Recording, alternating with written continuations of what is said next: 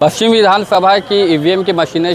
खुलनी शुरू हो चुकी है। हालांकि यह शुरुआती रुझान छठे राउंड के बाद में अब यह आकलन निकला है कि पश्चिमी विधानसभा से बन्ना गुप्ता 23,000 वोटों से पीछे चल रहे हैं। हालांकि यह संभावना कांग्रेस के द्वारा जताई जा रही है कि अभी ये शुरुआती दौर है। जैसे जैसे ईवीएम की मशीनें खुलेंगी और ख़ासकर जब मानगो क्षेत्र की ईवीएम की मशीनें खुलेंगी तो वहाँ पर हो सकता है कि यह जो गैप है इस गैप को मेकअप कर लिया जाएगा। लेकिन अगर शुरू से ही सरयू राय 30,000 वोटों से आगे चलते हैं तो शायद आज़ाद बस्ती या मानगो क्षेत्र का अगर ईवीएम की मशीनें खुलती भी है तो यह गैपिंग को भरना और इसे मेकअप करना काफ़ी कठिन हो सकता है बन्ना गुप्ता के लिए। हालांकि ऐसा शुरू से ही देखा गया है। अगर पिछले विधानसभा के बारे में ही बात किया जाए तो शुरू से ही उसमें बन्ना गुप्ता पीछे चल रहे थे, लेकिन जैसे ही मानगो क्षेत्र की ईवीएम की मशीनें खुलनी शुरू हुई थी तो धीरे धीरे उनकी वोटों की जो संख्या है लगातार बढ़नी शुरू हो गई थी। लेकिन अगर यहाँ पर पहले से ही सरयू राय 30 या 40 हज़ार के वोटों से आगे चलेंगे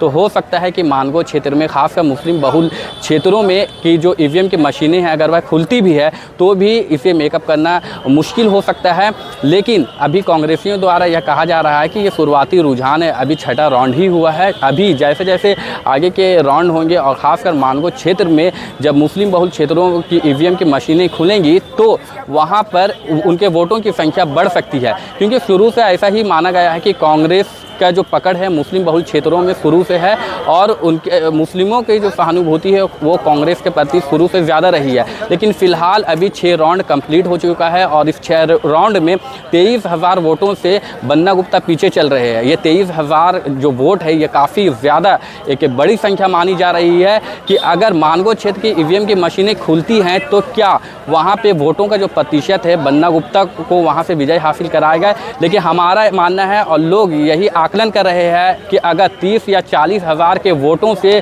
सरयू राय आगे चलते हैं तो मानगो क्षेत्र का अगर ईवीएम की मशीनें खुलती भी है तो इस गैप को भरना काफ़ी कठिन होगा। अब देखना यह है कि जब शाम के 4 या 5 बजे तक जब फाइनल सभी राउंड की ईवीएम मशीनें खुल जाएंगी तो क्लियरिफिकेशन सामने आ जाएगा कि पश्चिम विधानसभा से विधायक के तौर पर कौन चुने जाएंगे और कौन इस क्षेत्र का प्रतिनिधित्व करेगा।